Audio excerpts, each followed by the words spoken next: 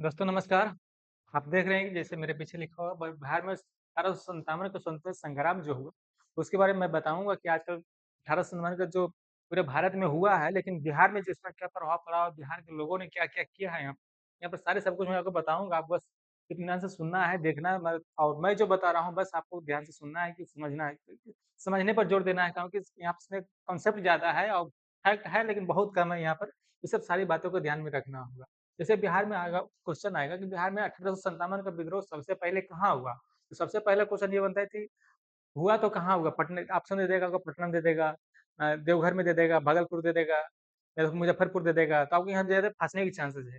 लेकिन मैं यहाँ पर बता रहा हूँ 1857 के विद्रोह जो हुआ बिहार में, पूरे भारत में सबसे पहला विद्रोह हुआ मेरठ में हुआ, सबको पता होगा। लेकिन बिहार में जो हुआ, सबसे पहला विद्रोह हुआ और किस कारण हुआ? क्योंकि क्या-क्या कारण रहे 1857 का विद्रोह होने के लिए? तो बिहार में क्या कारण रहे? तो भारत का कारण एक अलग था, लेकिन बिहार का कारण उससे अछूता नहीं था, वहाँ उससे भी था लेकिन बिहार में कई तरह की और कारणें थी। और कारणों को मैं बता रहा हूँ, जैसे बिहार में क्या बिहार में जो है गंगा नदी का प्रवाह तो गंगा नदी का प्रवाह होने के कारण क्या यहाँ पर लोग जो थे खेती ज़्यादा करते थे और खेती ज़्यादा करने के कारण क्या होता है कि उपजाऊ मिट्टी यहाँ पर ज़्यादा था। उपजाऊ मिट्टी ज़्यादा होने के कारण आपने लगातार इतिहास में पढ़ा होगा आपने कि बिहार हो, बंगाल हो, उत्तर प्रदेश हो या तो फिर यही 3 स्टेट में अंग्रेज़ों का ज़्यादा दबदबा रहता था। क्यों? क्योंकि यहाँ पर सबसे ज़्यादा उपजाऊ मिट्टी थी, सबसे ज़्यादा अनाज उपजाया जाता था, सबसे ज़्यादा नील की खेती बिहार में की जाती थी, सबसे ज़्यादा जूट की खेती अ, बंगाल में की जाती थी। ये सब सारी चीज़ें आपको यहाँ पर क्योंकि गंगा का प्रवाह जो है, गंगा का मिट्टी जो है बहुत ज़्यादा उपजाऊपन होता है, बहुत ज़्यादा उपज होता है, इसलिए अंग्रेज़ों को सबसे पहले ध्यान जाता है, तो बिहार, बंगाल और यूपी में जाता है। 3 जगह सबसे ज़्यादा अंग्रेज़ों का प्रभाव रहता है। और अंग्रेज़ों का प्रभाव क्यों रहता है? यहाँ पे एक चीज़ और ध्यान देने वाली बात है कि अंग्रेज़ों का जो प्रभाव रहने के कारण बिहार में बंगाल को कहा जाता था उस टाइम बंगाल था, तो अब तो पश्चिम बंगाल हो गया है। तो उस टाइम बंगाल को कामधेनु गाय कहा जाता था। कामधेनु गाय मतलब क्या होता है? कि सबसे ज़्यादा दूध देने वाली गाय कामधेनु गाय कहा जाता था।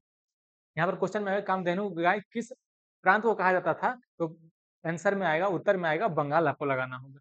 जैसे कि यहाँ पर 1857 का विद्रोह सबसे पहले धीरे-धीरे, धीरे-धीरे बहुत सारे कारणें उत्पन्न होती गई। कौन-कौन सी कारणें उत्पन्न होती गई? यानी कि कोई भी तत्कालिक कारण एक होता है, जैसे आप बहुत सारे कोई कुछ बोल दिया, कोई कुछ बोल दिया, वो कोई कुछ बोल दिया, तो मन में एकदम पूरा एकदम कुंठा उत्पन्न हो जाता है कि लगता है अब कुछ न कुछ तो करना पड़ेगा। तो उधर से 2 बात बोल रहा है, इधर से 2 बात बोल रहा है, लगता है कि सबसे ज़्यादा बुरा मैं हूँ इसलिए मुझे सब कोई बोल रहा है। तो उसी तरह से यहाँ पर भी बात है कि लगान वृद्धि जो है, लगान वृद्धि यहाँ पर देख लो, यहाँ पर मैं थोड़ा-सा यहाँ ले चलता हूँ। जैसे क्या है, हर्षवर्धन का संग्राम जो हुआ ये धीरे-धीरे उत्पन्न हो गए, धीरे-धीरे, धीरे-धीरे मन में एकदम कुंठित होकर के वहाँ पर एकाएक जब विद्रोह हुआ तत्कालिक कारण कुछ और हो सकता है, लेकिन विद्रोह जो था मन में कुंठा बनी हुई थी, बहुत पहले से बनी हुई थी। ये सब सारी चीज़ें आपको यहाँ जैसे देखना होगा। अच्छा विद्रोह कब हुआ? यहाँ पर लगान वृद्धि की गई थी, लगान वसूली के तरीके बदल गए थे, जो पहले जो था लगान वसूली के तरीके थोड़ा लचीला था, लेकिन जब अंग्रेज़ आया तो अंग्रेज़ ने आने के बहुत लगान वसूली करने का तरीका बहुत ज़्यादा क्लिष्ट कर दिया, कठिन कर दिया, यानी कि लगान एकदम कोई अगर जो किसी का उपज नहीं भी हुआ, तो उसे ज़बरदस्ती लगान वसूली किया जाता था। ठीक है? यहाँ पर लगान वसूली के तरीके बदल दिए गए। फिर देखो भूमि नीति में बदलाव कर दिया। भूमि नीति में क्या बदलाव कर दिया? जब आपको मैं इतिहास पढ़ाऊँगा तो इतिहास में बहुत ज़्यादा क्या-क्या भूमि नीति रही है और सर जो पढ़ाएँगे सर ज़रूर बताएँगे कि भूमि नीति उसका क्या-क्या कारण था।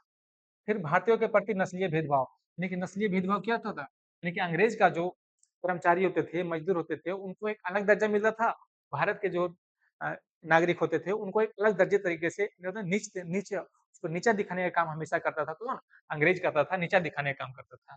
यहाँ फिर देखो, उसी काल में महँगाई बढ़ गई, गरीबी बढ़ गई। फिर देखो, पारंपरिक भारतीय सामाजिक व्यवस्था से परे ऊच-नीच जाति का राजनीति करने लगा। यानी कि सामाजिक व्यवस्था जो था, उसको ऊच-नीच का भी उसका पूरा प्रयोग करने लगा कौन? अंग्रेज करने लगा। इसे कहा जाता है बाँटो और राज करो। बाँटो और राज करो का मतलब क्या हुआ? यहीं पर कुछ उच्च उच्च अपर कास्ट के लोगों को ज़्यादा दर्जा देना और लोअर कास्ट के लोगों को सफाई के लिए रखना, उसको शिक्षा से वंचित रखना। ये सब सारी चीज़ें यहाँ पर धीरे-धीरे होने लगी थी। हो तो रहा था बहुत पहले से, ये अंग्रेज आने के बाद बहुत सारा चीज़ें होने लगी। देखो सैनिकों को कहीं भी जाने की शपथ लेना, सैनिकों को कहीं भी जाने की, यानी कि अ, भारतीय समाज में एक प्रथा माना जाता था, एक ये मानो कि वहाँ की एक जैसे होता है ना कहावत है कि प्रथा माना जाता था कि भारतीय जो सैनिक हैं वो समुद्र पार नहीं करेंगे। लेकिन अंग्रेज़ों जो सैनिक जो भर्ती किए थे, अंग्रेज़ों ने कहा था कि आपको समुद्र पार करना होगा और भारतीयों में ये प्रचलन था यानी कि एक अफ़वाह था, प्रचलन कहो, कहावत कहो, जो कहो कि भारतीयों में एक ऐसा ये था कि समुद्र पार करेगा उसका बहुत ज़्यादा विनाश होने की संभावना रहती है। इसलिए भारतीय जो समुद्र पार करने के लिए डरते थे कि समुद्र नहीं पार करेंगे। ये अंग्रेज़ों ने क्या किया, वो सैनिकों को कहीं भी ले जाने की शपथ दिलवाई सैनिकों के लिए। फिर वहाँ पर ये हो गया। तो जेल में सभी के लिए एक साथ भोजन की व्यवस्था की गई। यानी कि जेल में जो था सभी के लिए एक साथ भोजन की व्यवस्था की गई। लेकिन उस टाइम जो पहले का जो था जेल में भोजन की सभी एक साथ व्यवस्था नहीं था।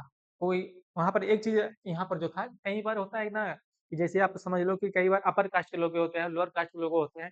अभी भी कई-कई कॉलेजों में देखा होगा कि अपर कास्ट का कैंटीन अलग होता है, अपर कास्ट का हॉस्टल अलग होता है। उसी तरह से वहाँ भी था। लेकिन वहाँ भी था अंग्रेज के टाइम में भी तो अंग्रेज के टाइम में भी तो अंग्रेज ने क्या किया, यहाँ पर इसको इस चीज़ को सही किया। उसकी सही करने के चक्कर में क्या होता है कि अपर कास्ट और लोअर कास्ट लोगों का आपस में थोड़ा-सा द्वेष उत्पन्न हुआ। तो मेरे साथ कैसे रह सकता है, मेरे साथ कैसे खा सकता है। इस तरीके तरीके बातें धीरे-धीरे कुंठित होते चली गई। जैसे जेल में सभी के लिए एक साथ भोजन की व्यवस्था करना, देखिए लोअर कास्ट रहो, अपर कास्ट रहो, महिला रहो, पुरुष रहो, बच्चे रहो, बूढ़ी रहो, यानी कि सभी को एक तरह का खाना और एक साथ उसको व्यवस्था किया गया। जेल के लिए। तो देखो कुटीर उद्योग की क्षति, यहाँ पर देखो एक ये कितना गलत किया, कुटीर उद्योग की क्षति कैसे हुआ? कुटीर उद्योग ख क्षति कैसे हुआ? इसी को दादा भाई नौरोजी ने कहा था कि सेफ्टी वाल्व का सिद्धांत दिया था उन्होंने कि कुटीर उद्योग जो हमारे कुटीर उद्योग होता था, कपास से जो कपड़े बनते थे, जूट से जो कपड़े बनते थे, उसको क्षति करके वहाँ पर क्या करता था, जूट को ले जाते थे अपना लंदन इंग्लैंड जाते थे और वहाँ से कपड़े बना करके हम मेरे ही सामान ले जा करके अब मेरे को ही बेचने के लिए, खरीदने के लिए मजबूर करते थे कि तुम्हारा सामान मैं ले आया हूँ, अब मुझे से तुम सामान खरीदो। इस तरह की बातें अंग्रेज़ों ने यहाँ पर करी थी। फिर देखो सरकारी सेवा में भेदभाव, सरकारी सेवा में भेदभाव कैसे होता है? देखो यार सरकारी सेवा में भेदभाव, सरकारी सेवा में भेदभाव इस तरह से होता है कि जो भी अंग्रेज लोग जो थे, अंग्रेज और दूसरा आ जाओ भारतीय। अंग्रेज के क्या था कि इसको प्रमोशन भी होगा प्रमोशन भी होगा, लेकिन इसको प्रमोशन नहीं किया जाता था, इसको प्रमोशन भी होता था, तब वेतन भत्ते में ही बढ़ोतरी की जाती थी, लेकिन भारतीयों के वेतन ना प्रमोशन होता था, ना वेतन में, ना भत्ते में कोई किसी तरह की कोई बढ़ोतरी की जाती थी। फिर आ जाओ यहाँ पर भारतीय भाषाओं का अनादर करना, भारतीय भाषा जो हिंदी है, जो कहता है हिंदी हमारी माँ है, हिंदी हमारी माता है, तो उसके क्या उस भाषाओं को अनादर करना है। इसके ऊपर एक चीज़ देखना लॉर्ड मैकाले ने जो लाया था सिद्धांत अंग्रेजी को कंपल्सरी करने का वही थोप कर गया है, जो आज भी हम लोगों को अंग्रेजी पढ़ने को मजबूर कर देता है। क्या? लॉर्ड मैकाले की जो लॉर्ड मैकाले की अध्यक्षता में जो समिति बनी थी, कमिटी बनी थी, वहाँ पर क्या है ब भारतीय भाषाओं का अनादर किया गया, यानी कि इंग्लिश को उच्च माना गया और हिंदी को और अदर लैंग्वेज जो था, हिंदी हुआ, उर्दू हुआ, तमिल, तेलुगु ये सब को क्या किया गया? नीच माना गया और अंग्रेजी का जो है बहुत अपर कास्ट के लैंग्वेज माना गया, यानी कि अपर लेवल का लैंग्वेज माना गया। फिर देखो अपर लेवल लैंग्वेज मानने का क्या होता है कि वहाँ पर जो थोड़ा अंग्रेजी सीखना एक उस टाइम का बहुत बड़ी कठिन है। आज भी जो हिंदी भाषा में चले जाओ, हिंदी पट्टी के क्षेत्रों में चले जाओ, तो आज भी अंग्रेजी सीखना बहुत बड़ी चीज़ मानी जाती है। 2-4 लाइन लोग अंग्रेजी बोल देते हैं तो लगता है कितने बहुत पढ़े-लिखे विद्वान लोग हैं। यहाँ पर इस तरह की बातें हुई है। यहाँ पर इस तरह की बातें समझ लो कि आज भी जो अंग्रेजी बोलते हैं, वो कहीं न कहीं अच्छे स्कूल में पढ़े होते हैं, अच्छे माहौल में पले-बढ़े होते हैं, अच्छे जगह काम कर रहे होते हैं, अच्छे आस-पड़ोस होते हैं, अच्छे दोस्त होते हैं। तो उसको किसको मिलता है? जिसके पास पैसे होते हैं, वो अच्छे-अच्छे जगह सर्वाइव कर लेते हैं। लेकिन ये भारतीय भाषाओं का अनादर करना उसी तरह से अगर जो आज भी अगर जो 4 लाइन अंग्रेजी बोलता है, हम लोग हिंदी बोलते हैं, तो क्या करते हैं?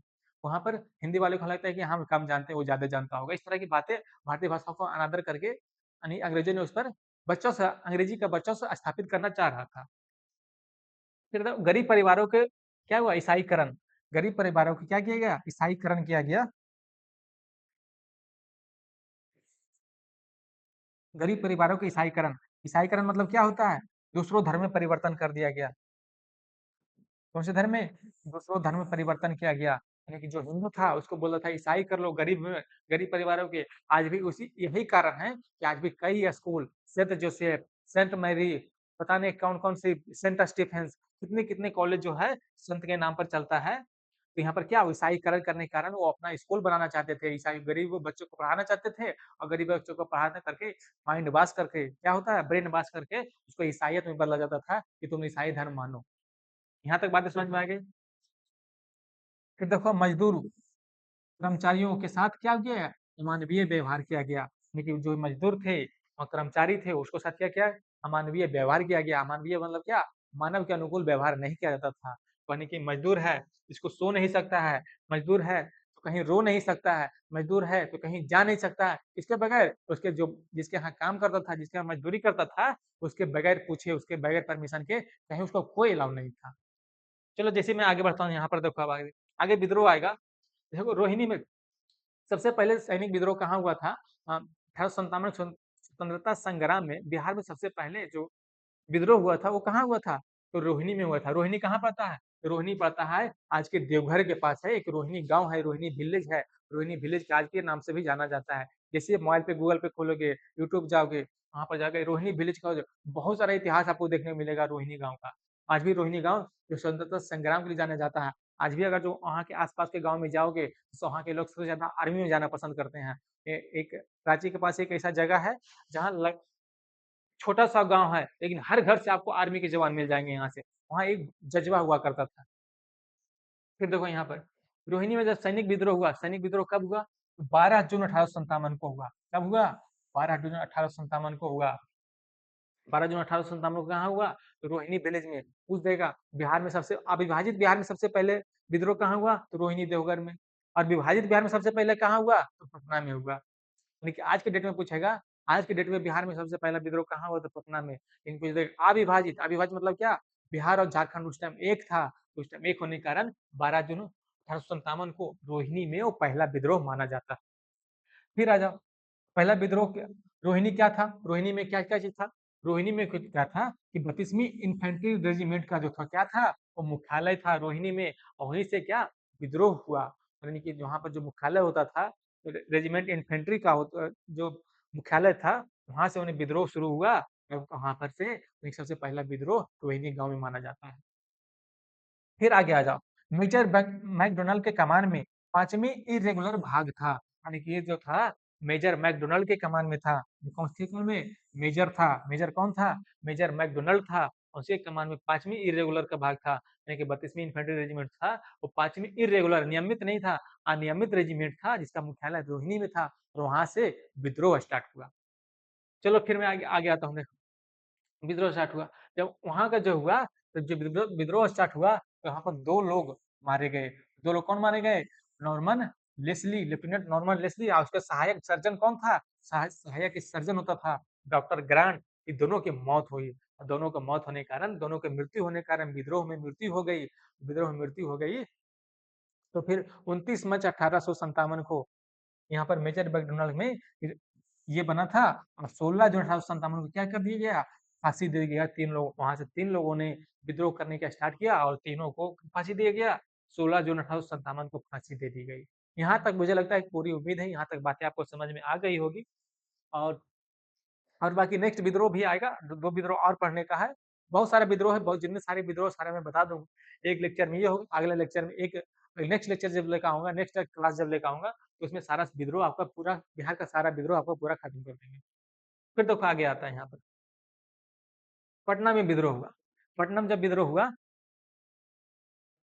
पटना में विद्रोह हुआ, तो पटना में विद्रोह कब हुआ? 3 जुलाई 1857 को हुआ। कब हुआ? 3 जुलाई 1857 को हुआ था।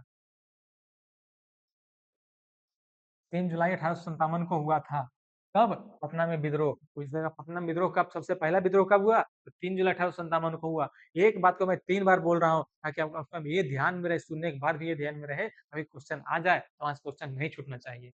अच्छा, 3 जुलाई 1857 को विद्रोह करने वाला कौन था? तो पीर अली कौन था? पीर अली था। पीर अली कौन था? तो पीर अली एक पुस्तक विक्रेता था। कौन था? एक पुस्तक विक्रेता था, यानी कि बुक सेलर। पुस्तक विक्रेता था कौन? पीर अली। और पीर अली को 3 जुलाई को विद्रोह किया और 4 जुलाई को 1857 को गिरफ्तार यानी कि 3 जुलाई को विद्रोह किया और 4 जुलाई को गिरफ्तार कर लिया गया। तो गिरफ्तार किस टाइम किया? तो गिरफ्तार किया गया संध्या के काल में, यानी कि शाम के काल में गिरफ्तार कर लिया गया। तो गिरफ्तार कर क्या कर लिया गया? मकान को जमींदोज कर दिया गया, मकान को पूरा नेस्तनाबूद कर दिया गया। वहाँ पर एक साइन बोर्ड लगा दिया कि जो भी इस तरह के विद्रोह में भाग लेगा, तो फिर इस तरह का विद्रोही होगा, उसको क्या किया जाएगा? उसको इसी तरह का सजा दी जाएगी। वहाँ पर एक साइन बोर्ड लगा दिया था, मकान को ज़मींदोज़। मकान ज़मींदोज़ मतलब क्या होता है? मकान को पूरा निस्तानाबूद कर देना, पूरा ज़मीन को प्लेन कर देना मकान जो बना हुआ था। बहुत पीर अली जी एक पुस्तक विक्रेता थे और उसी को क्या-क्या दिया? 16 जुलाई को फांसी दे दी गई। वहाँ पर आ जाएगा 1857 का जो विद्रोही था, पीर अली कौन था? तो एक पुस्तक विक्रेता था। पुस्तक विक्रेता होने के कारण उसको फांसी गिरफ्तार कब किया गया? 4 जुलाई को गिरफ्तार किया गया। यहाँ पर क्या आएगा? 4 जुलाई को गिरफ्तार किया गया, लेकिन फांसी कब दी गई? 16 जुलाई को। यानी कि यहाँ पर कितने 4 जुलाई यानी कि 12 दिन के बाद उसको फांसी दे दी गई। 3 जुलाई को विद्रोह किया, 4 को गिरफ्तार हुआ और 16 को फांसी दे दी गई। यहाँ तक बातें आपको पूरी-पूरी आपको समझ में आई होगी। फिर आ जाओ देखो, गया में जब विद्रोह हुआ, गया जो उसके बाद जो था पूरा फैल गया, यानी कि रोहिणी में जब विद्रोह हुआ ना, रोहिणी कहाँ पड़ता है? भागलपुर के पास एक जगह है जब भागलपुर से नज़दीक पड़ता है देवघर, देवघर के पास रोहिणी गाँव है, रोहिणी विलेज। रोहिणी विलेज से वहाँ से जब फैला, तो वहाँ से क्या, वहाँ से देखना भागलपुर से गया नज़दीक पड़ता है, तो गया नज़दीक पड़ता है तो गया में फैल गया, नवादा में फैल गया, राजगीर में भी फैल गया, मठो फैल गया और कई जगह विद्रोह फैल गए। विद्रोह फैलने के कारण क्या होता है, नवादा का जो नवादा का जो नेतृत्व करता था, कौन था? ये हैदर अली था। इसका जो हैदर अली नेतृत्व करता था, तो कैप्टन रतरे को उसको विद्रोह को दबाने के लिए भेजा गया था। किसको भेजा गया था? कैप्टन रतरे को इसको दबाने के लिए भेजा गया था। और 3 अगस्त 1857 को गया जेल पर और नजीब ने साथ दिया और फिर कब्जा कर लिए गए। कौन? नजीब कौन होता है? तो नजीब इसको कहते हैं जो एक जेलर होता है। जेलर को क्या कहते हैं? जेलर को नजीब कहते हैं। नजीब ने साथ दिया और गया जेल पर क्या किया? विद्रोहियों ने कब्जा कर लिया। गया जेल पर कब्जा करने का मतलब क्या होता है? जितने सारे विद्रोही उस जेल में बंद थे, कैदी के रूप में बंद थे, उस सारे कैदियों को छुड़ा लिया गया। यहाँ तक बातें समझ में आ गई? गया में ये सब जो विद्रोह हुआ। फिर आ जाओ, गया का डिप्टी कलेक्टर जो था, कौन था? मैकेंजी था। गया का डिप्टी कलेक्टर कौन था? मैकेंजी था। मैकेंजी ने मकान एवं संपत्ति को बेच दिया था। यानी जितना विद्रोही था, सबको पकड़ करके फिर क्या उसका मकान को पकड़ लिया, गिरफ्तार कर लिया। किसने को इसमें टोटल कितने थे? गया का जो विद्रोह हुआ, टोटल उसमें 32-36 लोगों को गिरफ्तार किया गया था और 36 लोगों को गिरफ्तार करके क्या-क्या कर दिया? 16 लोगों को फांसी दे दी गई। यहाँ पर मैं आगे दे देता हूँ, 36 लोग गिरफ्तार हुए। 36 लोग क्या हुए? गिरफ्तार हुए। 36 लोग गिरफ्तार, जिसमें से क्या 36 लोग गिरफ्तार हुए, जिसमें से 16 को फांसी दे दी गई। 16 को फांसी, 2 को क्या कर दिया गया? आजीवन सजा दे दी गया। आजीवन कारावास। और 16 दो 18 हो गया और 18 लोगों को कुछ दिन के लिए जेल में रखा गया। यहाँ तक बातें आपको समझ में आ गई होगी। फिर देखो मैकेंजी ने क्या किया? मकान एवं संपत्ति जितने सारे 36 लोगों का 36 लोगों को क्या किया? मकान को और उसका जो संपत्ति था, सारे को बेच दिया था। कौन? गया का जो है डिप्टी कलेक्टर था। डिप्टी कलेक्टर कौन था? मैकेंजी था डिप्टी कलेक्टर। उन्होंने संपत्ति को बेच दिया, मकान को बेच दिया, उसका खेत खलिहान को बेच दिया, उसकी जितनी सारी संपत्ति थी, ज्वेलरी वगैरह सारा सब कुछ बेच करके उन लोग बेच दिया। और बेच कर कितने रुपए आया? प्रायः 47,641 रुपया और 5 आना। 47,641 रुपया और 5 आना। पहले आना चलता था। 1 आना मतलब क्या होता है? 1 आना मतलब 5 पैसा होता है और 5 आने का मतलब क्या हुआ? 25 पैसा। 25 पैसा, 5 नहीं 5 आना हुआ, 4 आना होता है 25 पैसा और 5 आना होते हैं 30 पैसा मान लो, यानी कि हाँ, वही 30-35 पैसा मान लो। 47,641 रुपया और 5 आना, यानी कि उतना पैसा वसूल कर लिया किसो? उस संपत्ति और मकान वगैरह सारा सब कुछ बेच करके। कौन? मैकेंजी, डिप्टी कलेक्टर मैकेंजी गया के था, उन्हें बेच दिया, उसका वसूल किया। और इसी के अंतर्गत 16वें विधान के अंतर्गत, कौन से अंतर्गत? 16वें विधान के अंतर्गत यहाँ पर सजा दी गई। यानी यहाँ पर आएगा कि गया में जो विद्रोह हुआ, किस विधान के अंतर्गत सजा दी गई? तो 16वें विधान के अंतर्गत उस सब सारे लोगों को सजा दी गई। यहाँ तक बातें आपको पूरी-पूरी आपको समझ में आ रही होगी। ठीक है। जैसे मैं आगे आता हूँ, यहाँ पर लगता है कि अब यहाँ पर सारी बातें आपको पूरी-पूरी अब समझ में आ रही होगी। यहाँ पर देखो फिर मैं एक बार थोड़ा-सा